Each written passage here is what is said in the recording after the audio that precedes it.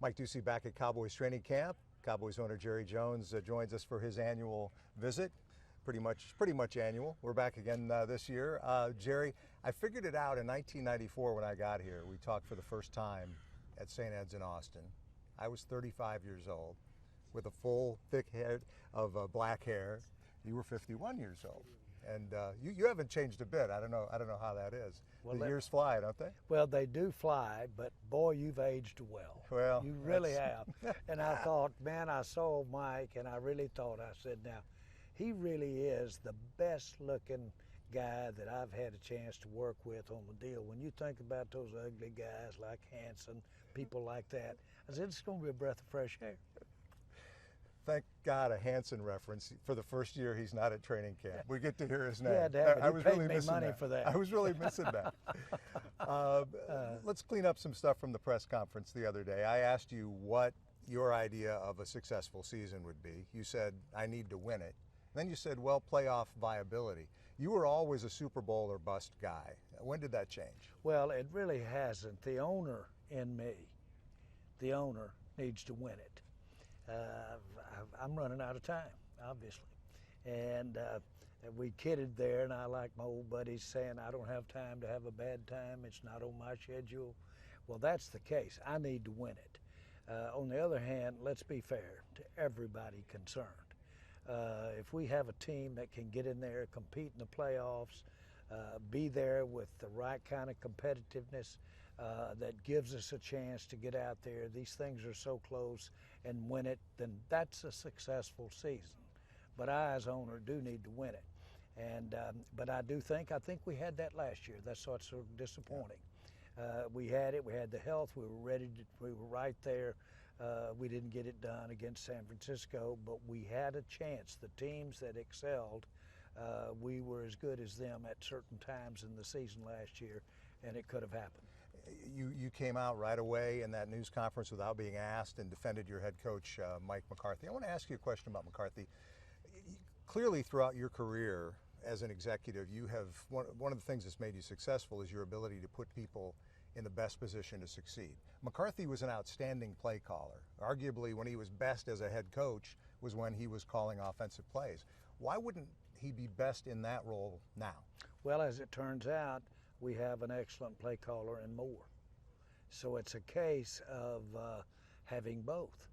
And so I have felt from the get-go that the skill of Kellen was our best way to go, but we had the benefit of having the net, if you will, and Mike, plus the benefit of the coordination between the two and putting our best offense out there. I think we've got a great combination. I think it's the perfect combination.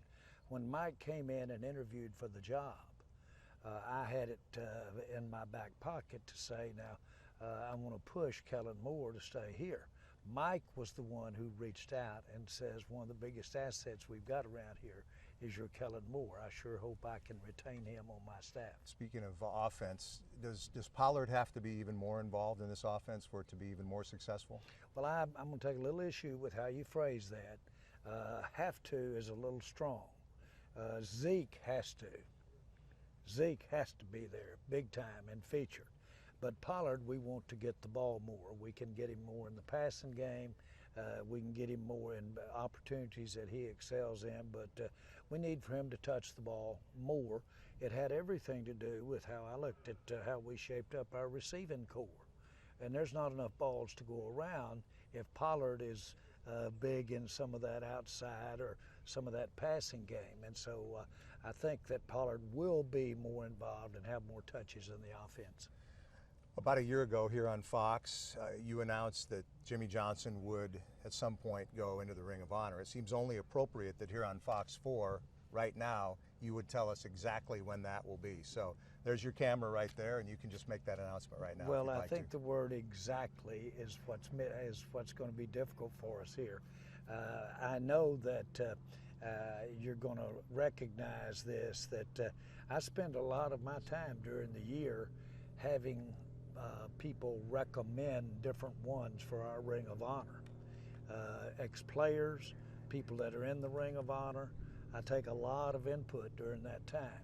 And so I'm at the stage usually around now when I'm thinking how many, who, what combination, if you're going to have more than one, because we really do have a handful or more of people that are qualified to be in the Ring of Honor. Remember, the Ring of Honor is supposed to be about an individual who have made great contributions to the franchise, not necessarily, if you will, the very best in NFL football, but to the franchise. We've got a double handful of people qualified for that, and I haven't made my mind up what combinations are going in or when. But you're still committed to putting Jimmy in? I'm committed to having the best people come in the game, and I'm not going to zero in on Jimmy when I'm talking about 10 people here at the same time. I know where you're going, but I'm not going there. Okay, so just to be clear, it's last year I thought I heard you say Jimmy was going in, and just now, to be clear, I'm working on a groups of people, not necessarily just Jimmy. That's my answer. Final point there, Everson Walls is a finalist for the Hall of Fame. Can you be in the Pro Football Hall of Fame and not in the Ring of Honor? Well, Jimmy is. Right, I understand that, but let's say Everson does get into the Hall of Fame. Let's say that you can. I could conceive of a top NFL football player, one that had played with more than just the Cowboys, and not have been among the players that made the biggest contribution to the franchise. I see a distinction. So if assuming you're referring to Everson, you're saying that he finished his career with the Giants, you're not? Okay. I'm deliberately not taking any individual and having the dialogue that you're talking about attached to them individually. I'm basically addressing just the qualifications or how I look at when we decide to make the Ring of Honor a focal point for that year or that game. One of the things that Tex Ram, who founded it, pounded in me before we really quit communicating, but I really did appreciate and know his contribution to our Ring of Honor, is keep it very small forever. Do not have a lot of people up there. I promise this will be it because I'm out of time. Why don't you go into the Ring of Honor with Jimmy? I mean, there's no Jimmy without Jerry, right? Because I know nobody'd criticize you for that. Well, there's not an issue with me with Jimmy in the Ring of Honor. What I don't want to do is focus on Jimmy and that be the end-all, beginning-all for the Ring of Honor. That's not the case. But certainly the time that we had together, I know for a fact was the greatest times that we've ever had a heyday in our life together. We're both thankful for being here. I'm thankful he was our coach. And as a matter of fact, I've said that when I hired him that he's worth 5 Heisman Trophy winners. So we don't have any issue about his qualifications here. You're asking me a Ring of Honor, and that's a little different than when Jimmy will go in. Thanks, Jerry. I know you love Ring of Honor talk. Thanks for the time. I appreciate it. Well, I do. I'm fine with it.